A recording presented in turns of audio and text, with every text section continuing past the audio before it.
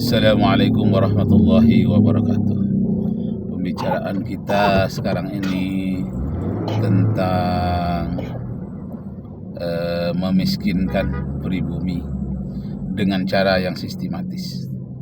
Majalah Tempo menulis 2 bulan yang lalu ada rencana dari komunis dari luar Indonesia 19 langkah yang akan dilakukannya terhadap Indonesia.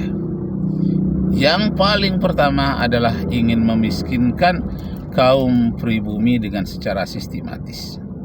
Nah, benar atau tidak informasi ini, tapi telah beredar di Tempo dan telah diulas oleh banyak televisi termasuk TV One dan banyak ilmuwan, ahli hukum, ahli sosiologi yang membahas tentang pemiskinan masyarakat pribumi secara sistematis. Nah, ini bukan hanya terjadi di Indonesia. Masyarakat pribumi dimiskinkan secara sistematis itu lebih dahulu terjadi di Afrika. Yang paling terekam itu di Australia. Bukan saja suku aborigin itu, suku pribumi dimiskinkan, tapi juga dimusnahkan. Tinggal sedikit lagi suku aborigin, suku asli Australia. Nah, lebih-lebih menantang lagi di Amerika. Suatu suku yang bernama suku Indian, yang jumlahnya awalnya ada yang mengatakan 30 juta, tinggal hanya beberapa juta saja, tidak sampai 1/4-nya yang tinggal. Masya Allah, berjuta-juta orang sudah dimusnahkan karena lahan mereka akan diambil untuk lahan gembala, lahan industri, dan bermacam-macam lainnya. Karena suku-suku itu punya raja dan mempunyai tempat-tempat yang sakral tertentu, tidak boleh dilangkahi oleh orang-orang asing, sehingga terjadi perlawanan terhadap orang asing. Kuburan nenek moyang kami jangan digali, daerah tempat perburuan kami jangan dibinasakan, hutan-hutan kami jangan dirusak. Akan tetapi penjajah dari Spanyol, penjajah dari Inggris, semuanya merusak tatanan yang sudah beribu-ribu tahun dipelihara oleh orang-orang Indian. Nah, Indian ini sebetulnya adalah orang Indian merah itu. Asal namanya bukan Indian, suku Inka. Tapi disebut Indian itu karena Vasco da Gama yang berangkat dari Spanyol, berangkat dari Portugal atau Portugis, itu mau ke Indian. Jadi ketika dia menemui suatu benua baru di situ, benua Amerika, disangkanya itu adalah India.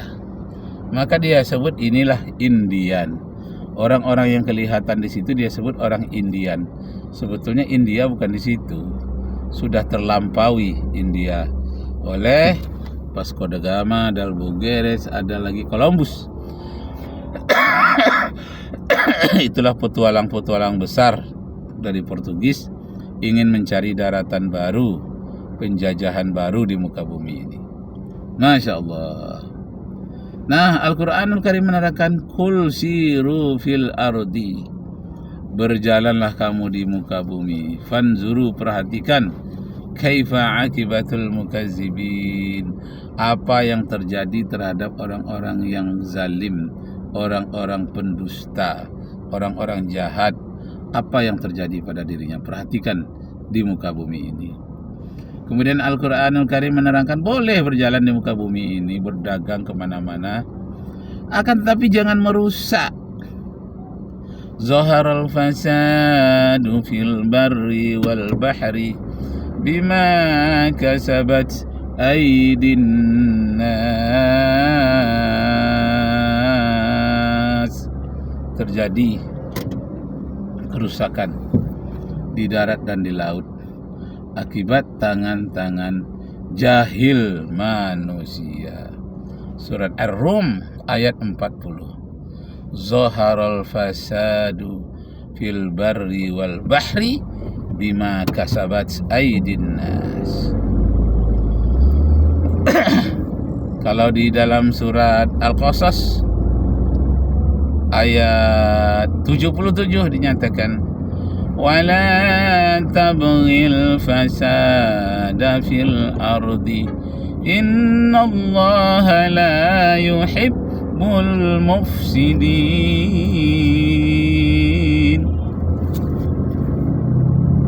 Berbuat baiklah kamu di muka bumi, jangan berbuat kerusakan. Allah tidak suka kepada orang yang berbuat kerusakan. Innallaha la yuhibbul mufsidin. Allah tidak suka kepada orang yang berbuat kerusakan. Masya Allah. Innallaha la yuhibbul mufsidin.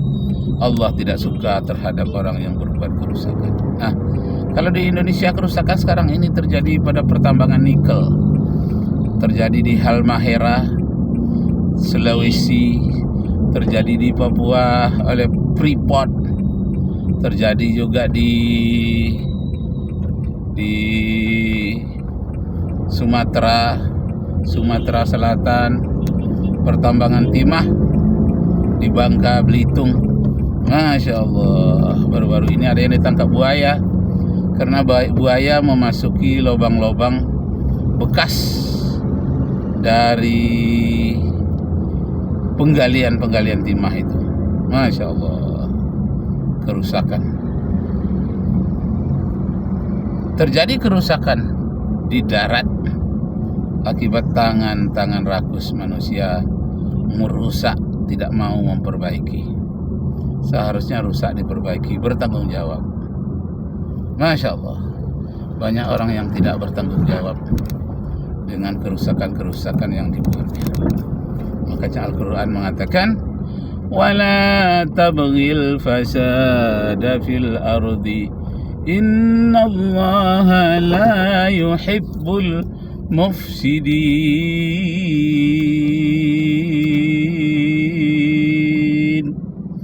Janganlah berbuat kerusakan di bumi. Allah tidak suka kepada orang yang berbuat kerusakan. Masya Allah, Allah tidak suka kepada orang yang berbuat kerusakan.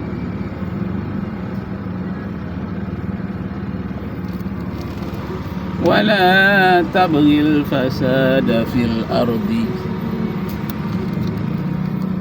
Janganlah berbuat kerusakan di muka bumi. Innallaha la yuhibbul mufsidin. Allah tidak suka terhadap orang yang berbuat kerusakan. Masya Allah. Nah, pemerintah Indonesia melalui tangan Presiden Jokowi pernah mengambil kebijaksanaan dengan memberikan mohon maaf, dengan memberikan kesempatan. Masya Allah,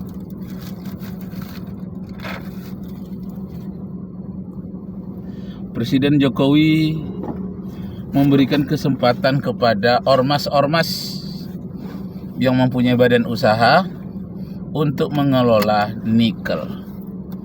Jangan selama ini ormas-ormas hanya pandai mengkritik pemerintah.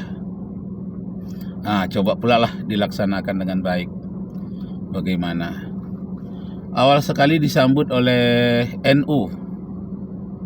Bagaimana mengelola pertambangan nikel. Sedangkan Muhammadiyah masih berpikir dulu. Kira-kira tidak sampai setahun, Muhammadiyah pun menerima pula. Karena banyak insinyurnya, banyak para ilmuannya, anggota Muhammadiyah yang mengerti tentang nikel dan bisa memberikan sumbangan terhadap ormas Muhammadiyah. Nah, jadi diharapkan dengan seperti itu berkuranglah kerusakan di alam semesta ini karena dikelola oleh orang-orang yang biasanya mengkritik kerusakan alam, diberikan kepada orang yang suka mengkritik itu akan tetapi melalui orang-orang yang berkompeten mengelola dalam bidang industri nikel, tambang emas, dan tambang-tambang lainnya di Indonesia. Masya Allah. Allahu Akbar walillahil hamd. Bapak Ibu saudara sekalian, kembali kita kepada pemimpin. Kalau pemimpin itu mau berbuat baik kepada masyarakatnya, insya Allah Allah akan membukakan jalan. Kaisar Hirohito di Jepang, ketika baru saja negaranya dibom oleh sekutu, dibomlah di Hiroshima dan Nagasaki, lumpuh itu Jepang. Maka Kaisar Hirohito menyatakan, berapa guru yang masih tinggal? How many teachers living only? Berapa guru yang masih tinggal? Akibat kebijakan ini, maka guru-guru cepat menularkan keterampilannya dalam bidang industri kepada masyarakat Jepang. Dalam waktu singkat, Jepang yang begitu musnah, kalah dalam perang, jatuh miskin, bangkit kembali dan mendapatkan kekayaan yang jauh lebih hebat daripada sebelumnya. Allahu Akbar. Nanti kita sambung lagi. Wassalamualaikum warahmatullahi wabarakatuh.